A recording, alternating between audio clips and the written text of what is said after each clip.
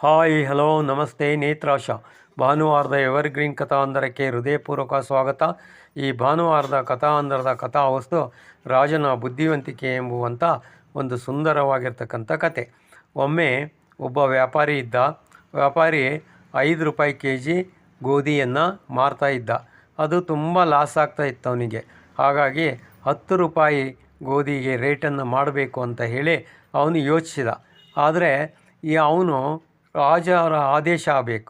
ರಾಜರ ಆದೇಶ ಆದ ನಂತರ 10 ರೂಪಾಯಿದಂಗೆ ಗೋಧಿಯನ್ನು ಮಾರ್ಬೋದು. ಆದ್ದರಿಂದ ರಾಜನ ಬಳಿ ಹೋದ. ನನಗೆ 5 ರೂಪಾಯಿ ಗೋಧಿ ಮಾರ್ತಾಯಿದ್ದೇನೆ ಮಹಾರಾಜರೇ, ಅದು ಲಾಸ್ ಆಗ್ತಾಯಿದೆ, ಆದ್ದರಿಂದ 10 ರೂಪಾಯಿ ಏರಿಸಬೇಕು, ಅದಕ್ಕೆ ಆದೇಶ ಮಾಡಿಕೊಡಿ ಅಂತ ಹೇಳ್ದ. ಆಗ ರಾಜ ಯೋಚನೆ ಮಾಡ್ದ, ಬೇಡ ನೀನು 30 ರೂಪಾಯಿ 1 ಕೆ ಜಿಗೆ ಮಾರು ಅಂತ ಹೇಳ್ದ. ಆಗ ಆ ವ್ಯಾಪಾರಿ ಹೇಳ್ದ, 30 ರೂಪಾಯಿ ಮಾರಿದರೆ ದೇಶದ ಜನ ಎಲ್ಲ ದಂಗೆ ಎದ್ದು ಬಿಡ್ತಾರೆ ಮಹಾರಾಜರೇ, ಆದ್ದರಿಂದ 10 ರೂಪಾಯಿ ಸಾಕು, 10 ರೂಪಾಯಿ ಆದೇಶ ಮಾಡಿರಿ ಅಂತ ಹೇಳ್ದ. ಆಗ ಇಲ್ಲ, 30 ರೂಪಾಯಿಗೆ ಆದೇಶ ಮಾಡ್ತೇನೆ, ದಂಗೆ ಇದ್ದರೆ ಅದನ್ನು ಶಮನ ಮಾಡುವಂಥ ಚಾಕಚಕ್ಯತೆ ನನಗಿದೆ, ನೀನು ಹೋಗಿ ವ್ಯಾಪಾರ ಮಾಡುವಂಥ ಆ ವ್ಯಾಪಾರಿಯನ್ನು ಮಾರುಕಟ್ಟೆಗೆ ಕಳಿಸಿದ. ಇತ್ತ ವ್ಯಾಪಾರಿ ಮಾರುಕಟ್ಟೆಗೆ ಬಂದು ಆತ 30 ರೂಪಾಯಿ ಕೆ ಜಿ ಗೋಧಿ ಹಂಗೆ ಮಾರಲಿಕ್ಕೆ ಶುರು ಮಾಡ್ದ.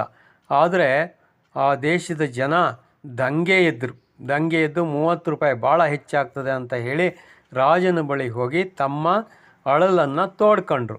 ಆಗ ರಾಜ ಯೋಚನೆ ಮಾಡ್ದ, 15 ರೂಪಾಯಿ ಕೆ ಜಿ ಗೋಧಿಯನ್ನು ಮಾರುವಂತೆ ಆದೇಶ ಮಾಡ್ದ. ಆಗ ಜನರಿಗೆ ಭಾರಿ ಖುಷಿ ಆಯಿತು ಅಂದರೆ ಸಿಕ್ಕಾಪಟ್ಟೆ ಖುಷಿ ಆಯಿತು. 30 ರೂಪಾಯಿ ಇದ್ದಿದ್ದು ಗೋಧಿಯನ್ನು ರಾಜ 15 ರೂಪಾಯಿ ಇಳಿಸಿಬಿಟ್ಟ ಅಂತ ಹೇಳಿ ಜನರಿಗೆ ಭಾಳ ಖುಷಿ ಆಯಿತು. ವ್ಯಾಪಾರಿಗೂ ಖುಷಿ ಆಯಿತು. ವ್ಯಾಪಾರಿ 10 ರೂಪಾಯಿ ಕೇಳಿದ್ದೆ ರಾಜರು 15 ರೂಪಾಯಿ ಕೊಟ್ಬಿಟ್ರು ಅಂತ ಹೇಳಿ ಆ ವ್ಯಾಪಾರಿಗೂ ಗೊತ್ತಾಯಿತು. ಇದು ರಾಜನ ಬುದ್ಧಿವಂತಿಕೆ ಎಂಬುವಂಥ ಅರ್ಥವನ್ನು ನೀಡುವಂಥ ಕಥೆಯನ್ನು ಕೇಳಿರ್ತಕ್ಕಂಥ ತಮ್ಮೆಲ್ಲರಿಗೂ ಕೂಡ ಹೃದಯಪೂರ್ವಕ ಧನ್ಯವಾದಗಳು.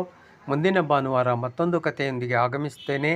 ಅಲ್ಲಿವರೆಗೂ ಜೈ ಹಿಂದ್, ಜೈ ಕರ್ನಾಟಕ ಮಾತೆ, ಜೈ ಗುರುದೇವ್.